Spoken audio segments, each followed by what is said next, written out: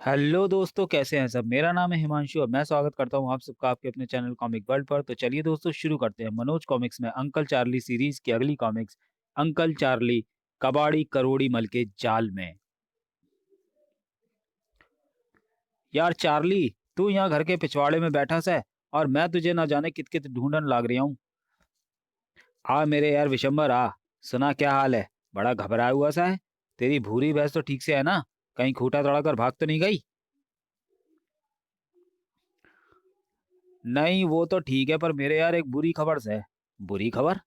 हाँ मेरे यारी, सुनकर प्लीज रोइयो मती। मैं थाने रोते हुए कोन्या देख सकूं। आपड़ी किडनी पर पत्थर रखकर मारी यो खबर सुन। कुछ बकेगा भी या यूं ही ठंडे पानी में गर्म पकौड़ियां तलता रहेगा? बकरियां हूं, मैं बकरियां हूं। वो तेरा बचपन का यारी था ना, पीटर सैमुअल, जो कुछ दिन पहले अपनी पत्नी के साथ अमेरिका घूमने गया था। हाँ हाँ, वह तो कल ही फ्लाइट से अपनी पत्नी समेत वापस आ रहा है। ओरे मेरे भोले यारी, इब कोने आवत वो पी। क्या बक रहा है? परसों रात ही तो मेरी उसके साथ फोन पर बात हुई कि वह वहां से कल की फ्लाइट से वापस आ रहा है। और उसने मुझे ये भी कहा कि मैं जाकर उसकी बूढ़ी माँ का हालचाल पूछाऊं, क्योंकि वह अकेली है। ना ना मेरे यार, इब वो कतई ना आवता। आपड़ी किडनी ना मजबूत कर और सुन। वो जिस फ्लाइट से आ रहा था वह फ्लाइट आतंकवादियों ने बम से उड़ा दी है। नहीं,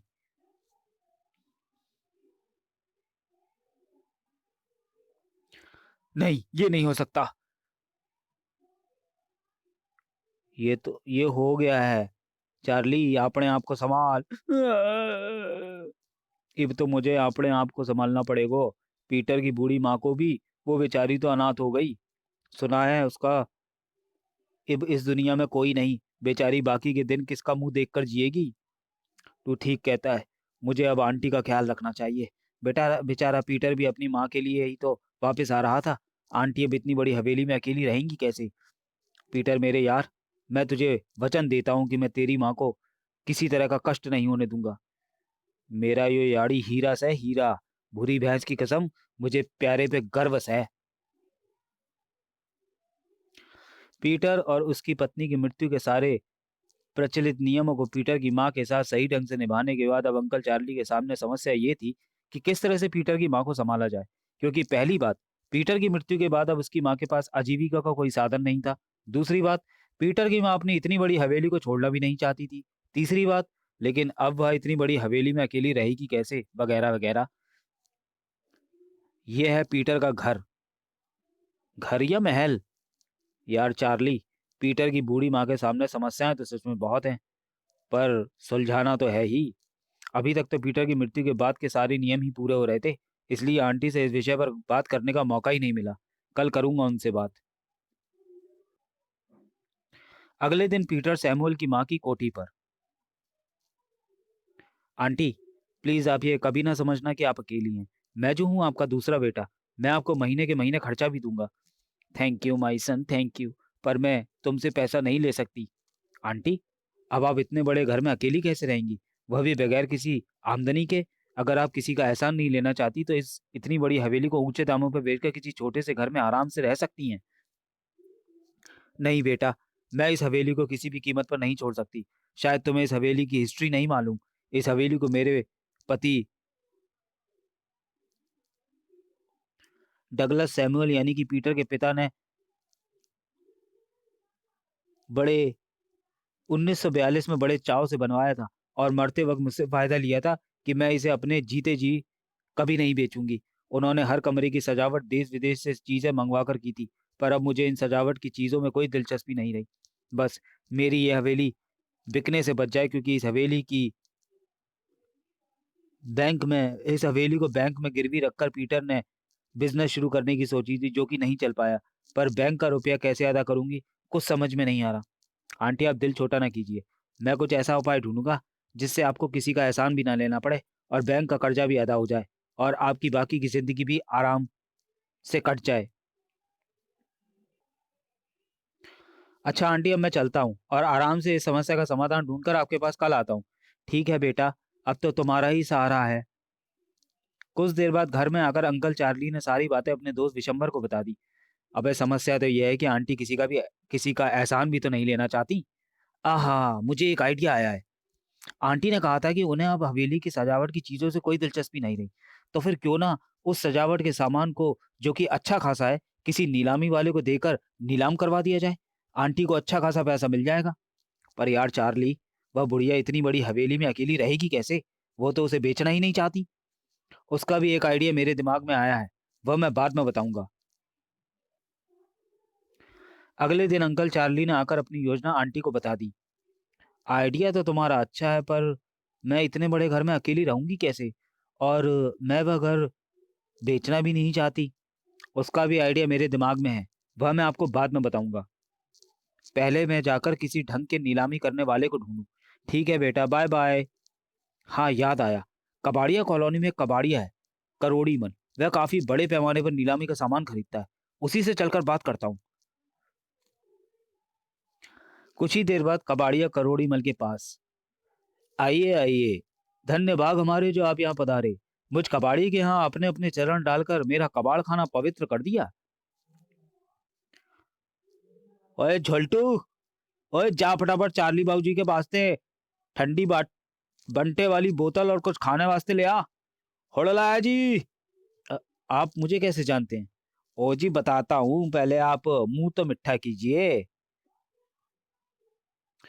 हे बात दरअसल ये है कि हम कबाड़िए पढ़े लिखे तो है नहीं, पर फोटो देखकर बंदा तो पहचान लेते हैं।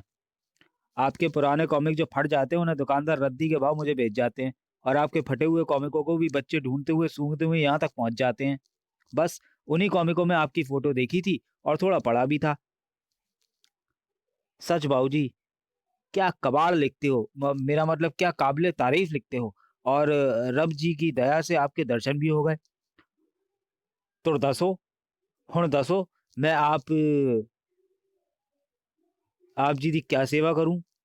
कुत्ते के गले में पट्टे से लेकर हवाई जहाज तक है मेरे पास। सुना है आप सामान वगैरह भी नीलाम करवाते हैं और खरीदते हैं। मेरा मतलब कमीशन बेसिस पर। हेलो जी, कर लो बात। ओ ब, ओ बाऊ चार्ली जी, मेरा असली यानी कि अंग्रेजी में मेन बिजनेस ही यही है। और अंकल चार्ली ने उसे सारी बात बता दी। हम्म, तो घर की चीजें नीलाम करवाना है। क्या बात है, आप चुप क्यों हो गए? जी बात ऐसी है कि मैं ऐसे छोटे मोटे कामों में हाथ नहीं डालता, पर आप खुद चलकर आए हैं तो करना ही होगा। बस इतवार यानी कि 4 दिन बाद नीलामी करवा दूंगा तो ठीक रहेगा। हाँ हाँ, क्यों नहीं। इन 4 दिनों में मैं बस इस नीलामी के बारे में शहर में पोस्टर भी लगवा दूंगा, ताकि अधिक से अधिक लोग आएं और उन चीजों के अच्छे भाव मिलें। Thank you very much. आप कितनी आप कितनी कमीशन लेंगे? ओ बाबूजी, ऐसे काम के लिए कमीशन क्या लेनी। लोगों से तो 50% लेता हूँ, आप मुझे 10% दे देना। मैं अभी कॉन्ट्रैक्ट के कागजात तैयार करवा देता हूँ। कुछ देर बाद, यह लीजिए, इस कॉन्ट्रैक्ट को अच्छी तरह से पढ़कर इस पर साइन कर दीजिए। अजी पढ़ना क्या है यार, लाइए साइन कर दूं। वापसी पर, बहुत ही देवता आदमी है, सिर्फ 10% कमीशन। चलो, आंटी का ये काम तो हुआ। कुछ देर बाद अपने घर में, लगता है घर में विशंबर आया, बैठा मेरा इंतजार कर रहा है, क्योंकि ये हरियाणवी में गाना तो वो ही गाता है। दोस्त दोस्त को न्या रहा, प्यार प्यार को न्या रहा, जिंदगी माड़े थारा एतबार को न्या रहा। बहुत ही घटिया गाना गाया है। और अंकल चार्ली ने सारी बात विशंबर को बता दी। के बोलिया तू उस कबाड़ी करोड़ी मल के यहाँ गया था? तो इसमें भला इतने चौंकने की क्या बात है? अरे मेरे यारी, वो कबाड़िया तो एक नंबर का 420 है। शायद तुझे पता नहीं, वह तो कुतुब मीनार और ताजमहल तक की नीलामी का मंसूबे बांधता रहता है। यार विशंबर, तू तो खामा खाई लोगों की बातों में आ जाता है। तू क्या समझता है कि वो मुझे इतनी आसानी से बेवकूफ बना सकता है? मैंने पूरे 25 साल तक आर्मी में रहकर तरह तरह के धुरंधर लोगों का सामना किया है। फिर ये कबाड़िया क्या चीज है? अगले दिन, यार चार्ली, मुझे कुछ ऐसा लग रहा है कि सब लोग तुझे देखकर कुछ खुसर फुसर कर रहे हैं। हाँ, तू ठीक कहता है। अरे तुम लोगों को कुछ पता है कि उस बेचारी बुढ़िया के घर की नीलामी का कॉन्ट्रैक्ट चार्ली ने इस 420 कबाड़ी करोड़ी मल को दिया है? समझ में नहीं आता कि आखिर मामला क्या है। अरे मामला क्या होगा, होना है, इस चार्ली ने जरूर इस पूरे लफड़े में अपनी अपना भी कुछ कमीशन तय की होगी। नहीं तो आजकल के जमाने में कौन किसके लिए बगैर मतलब के कुछ करता है। पर यार चार्ली इतना गिरा हुआ काम नहीं करेगा। अरे तू रहने दे अपनी फिलॉसफी अपने पास। प्यारे, पैसा बड़ी तो खम चीज है, बड़े बड़ों की बुद्धि भ्रष्ट कर देता है। और फिर शहर में अच्छी रेपुटेशन वाले कबाड़ी भी तो हैं, ये उस बदमाश के पास ही क्यों गया? इधर डोडो और उसके दोस्तों में भी इसी बात को लेकर चर्चा हो रही थी। अंकल ने ये ठीक नहीं किया, मुझे इस मामले की तह तक पहुंचना होगा। इधर अंकल चार्ली अपने दोस्त विशंबर की गलतफहमी दूर करने के लिए उसे कबाड़ी करोड़ी मल से मिलवाने ले जाते हैं। आप बिल्कुल बेफिक्र रहिए, मैंने सारा इंतजाम करवा दिया है, कल देखिएगा। कल क्या जोर शोर से आपकी आंटी के सामान की सेल होती है। और लोग तो ना जाने मेरे बारे में क्या क्या अफवाहें फैलाते रहते हैं। आप किसी की भी बात पर विश्वास मत कीजिएगा। मैं तो कानूनन सारे काम पक्के करता हूँ। जिन कागजातों पर मैंने आपके सिग्नेचर लिए थे उन्हीं पर मैंने बेचने वाली पार्टी यानी आपकी आंटी के भी साइन करवा लिए हैं। बहुत ही अच्छी महिला है। मैंने जब कहा कि पहले पढ़ तो लीजिए तो कहने लगी पढ़ने की क्या जरूरत है, मेरे चार्ली ने तो साइन कर ही दिए हैं, मैं भी कर देती हूँ। अब बोल, अब तो तेरा शक दूर हो गया। इस केस में तो ये बंदा कानूनन ठीक ही काम कर रहा है, पर न जाने क्यों इसकी बातें निगलने को दिल तो करता है, पर पता नहीं क्यों गले में ही कहीं कुछ अटक रहा है।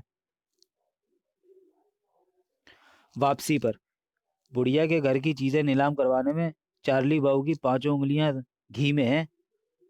तगड़ी कमीशन मार रहा होगा। मुझे तो लगता है कहीं ये चार्ली उस बुढ़िया का पूरा मकान ही ना हथिया ले। चार्ली, जरा ठहर, मैं अभी आया। क्यों रे, पढ़े लिखे ऊद बुलाओ। घर में अपनी माँ को भी बुढ़िया कहकर ही बुलाते हो। तुम दोनों कान खोलकर सुन लो। अगर फिर कभी मैंने तुम्हें मेरे यार चार्ली के बारे में या मिसेस सैमुअल के बारे में उल्टा पुल्टा कहते सुना तो कसम भूरी भैंस की खाल खींचकर नगाड़े बनवा दूंगा थारो। हम हरियाणा के जाट यारों के यार और तुम जैसे पढ़े लिखे ऊद बिलावों के लिए महा ऊद बिलाव होते हैं। थारी इन्हें घुंघराली जुल्फों की जगह धनिया उगा दूंगा, समझे? जी हाँ। चलो अब यहाँ से फूट लो, वरना अगर छोरा जाट का खुंदक खा गया तो यहीं पर पिट जाओगे। और सुबह शेव करते समय शीशे में अपना ही थोबड़ा देखकर चीखण लाग जाओगे कि यो सचमुच का उजबुलाव कहाँ से घुस आया। अगले दिन ठीक समय पर नीलामी कम सेल बड़े जोर शोर से शुरू हो गई।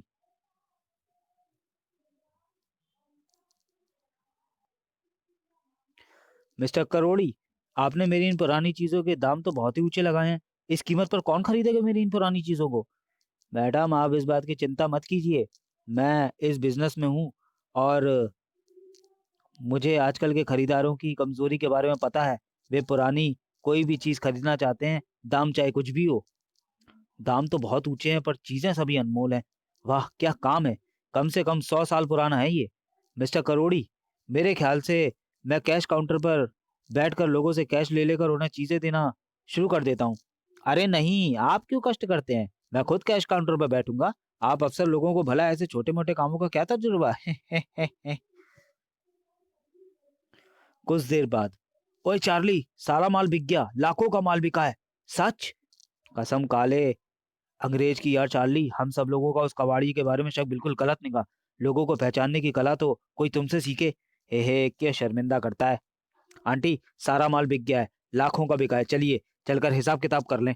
सच? अब मेरी बची कुची की जिंदगी जरा चैन से कट जाएगी। आइए आइए मिसेस सैमुअल, आपका सारा माल मैंने बहुत ऊंची दरों पर बेच दिया है। ये दोनों जरूरत से ज्यादा शरीफ दिखने वाले महानुभाव कौन है तुम्हारे साथ? अबे ओए, गाली दे रिया है मैं? हे चार्ली साहब, ये मोटे ही आदमी हैं। आप तो जानते हैं कि लाखों की सेल हुई है, उसी कैश की रक्षा करने के लिए ही तो मैं इन दोनों बदमाशों को किराए पर लाया हूँ। वो कहते हैं ना कि लोहा लोहे को काटता है। हे, मैं तो उसी पुरानी पॉलिसी पर विश्वास रखता हूँ कि लोहे से लोहे को काटो। आइए, अब पूरी सेल का हिसाब किताब कर लिया जाए। आपको जानकर खुशी होगी कि सारा पुराना माल पूरे 5,60,000 रुपए का बिका है। 5,60,000? याहू! 5,60,000 का 10% हुआ 56,000, ये लीजिए। हे मिस्टर करोड़ीमल जी, आप भूल रहे हैं, ये 56,000 आपका है और बाकी का 5,04,000 हमारा है। जी नहीं, बिल्कुल नहीं। और बिजनेस में मुझे ऐसे बदहजमी युक्त बू मार मजाक बिल्कुल पसंद नहीं। अबे ओए कबाड़िए, सीधी तरह से लाइन पर आ जा वरना ऐसा मारूंगा कि तेरी सास तुझसे लंगड़ी पैदा होंगी। बस, बहुत टर्रा रिया है। ये तो फाड़ दूं पेट इसका। हाँ हाँ, फाड़ दे, बहुत दिन से मैंने तेरा फोड़ फाड़ अभियान नहीं देखा। नहीं, रुक जाओ। मैं बिजनेस में हिंदी पिक्चरों वाली चीप मारधाड़ पसंद नहीं करता। मिसेस सैनो, हमारे बीच में हुए कॉन्ट्रैक्ट की एक कॉपी आपके पास भी तो है। आपने और अंकल चार्ली ने भी तो उस पर साइन किए थे। उसे एक बार और ध्यान से पढ़ लीजिए, आपके ज्ञान चक्षु अपने आप खुल जाएंगे। बाई गॉड, बॉस वाकई डेडली कोबरा है। आंटी, जरा वो एग्रीमेंट की कॉपी तो लाना। अभी लाती हूँ बेटा। है, ओए हम तो लुट गए। अपने ही हाथों अपने आप को लूट लिया। हमने इस 420 ने 10% आपके नाम के सामने लिखा है और 90% अपने नाम के सामने। हाय, मैंने इस पर विश्वास करके बिना पढ़े साइन कर दिए। पर आंटी, आपको तो पढ़ लेना चाहिए था अपनी बर्बादी का ये एग्रीमेंट। बेटा, मैंने तुझ पर विश्वास करके बिना पढ़े ही साइन कर दिए। अब देखना, ये अपनी मिलिट्री वाली मेजरी झाड़ेगा। इसकी मेजरी का यहाँ पर किस पर असर हो रहा है उस्ताद? करीम करीम के कसम, करीम के सीख कबाब की जवाब नहीं आपकी पटकनी का। कबाड़िए, मैं तुझे तोप से उड़वा दूंगा। मैं अदालत को तेरी इस हेरा फेरी की बात बता दूंगा। हे चार्ली साहब, अदालत इस एग्रीमेंट पर हुए आपके साइन को मानेगी, आपकी जुबानी बयान को नहीं। हे, अपन तो हेरा फेरे के ही खाते हैं, और वो भी बिना कोई सबूत छोड़े। हे। मंसूरी में 2-2 होटल आपकी कृपा से ऐसे ही हेरा फेरी वाले रुपयों से चल रहे हैं। पर मजाल है जो आज तक मैंने पुलिस के लिए कोई सुराग छोड़ा हो। इस बार तो आप फंस गए कबाड़ी uncle. Police inspector Kapoor uncle ने आपकी सारी बातें सुन ली हैं। वाह बेटा, बाप ने मारी मेंढकी और बेटा तीरंदाज। तेरे चाचे की तो चोंच पर मैंने रबड़ बैंड चढ़ाकर उसकी तो बोलती बंद कर दी, और तू लगाए नई जूती की तरह चरमराने। खबरदार, मैंने तेरी सारी बातें सुन ली है। अब तू नहीं बच पाएगा। हाय हाय, हेलो इंस्पेक्टर साहब, आपकी बुद्धि पर भी बैगन उगाए हैं क्या, जो आप भी नौसिखियों की तरह बातें करने लगे? मैंने भी अपनी खोपड़ी के ठीक बीच वाली जगह उस तरह से गंजी नहीं की। ये गंजी हुई है मेरे अनुभवों से। आपने जो कुछ भी सुना कानूनन कोर्ट में इसकी कुछ अहमियत ही नहीं है, क्योंकि आपके पास कोई सबूत नहीं कि ये सब मैंने कहा है। उल्टा एक और झूठ बोलकर मैं आपको फंसा सकता हूँ कि आपने मुझसे घूस मांगी। मेरे ना देने पर आप मुझे झूठे केस में फंसा रहे हैं।